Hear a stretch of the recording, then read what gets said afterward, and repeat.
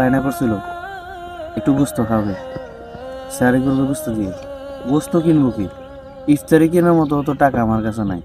আর ঘরে এক মুঠ চালও নাই যে চাউল দিয়ে ইফতার করবে। পানি ছাড়া ঘরের মধ্যে কিছু নেই। সারাদিন কাজ করতে করতে এখন তো প্রায় বিকাল হয়ে গেছে। আর কিছুক্ষণ পর মাগরিবের আজান দিবে, ইফতারের সময় হয়ে যাবে। আর আমি এখনো পর্যন্ত একটা কাজের ব্যবস্থা করতে পারিনি। গোস্ত নিব কি, ইফতারের টাকাটা তো জোগাড় করতে পারি নাই। আর আমি আজকে কি নিয়ে আমার ছেলের সামনে যাব? হ্যাঁ আঙ্কেল, বিষয়টা অনেক দুঃখজনক। আচ্ছা যাক, আপনি কান্না করেন না, দেখি আমি কিছু করতে পারি নাকি। টাকাটা রাখেন।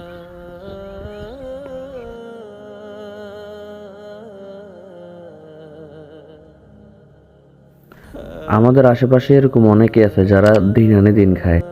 একদিন কাজ করতে না পারলে তাদের ঘরে খাওয়ার মতো কিছুই থাকে না। আমাদের উচিত তাদের প্রতি খেয়াল রাখা। मौला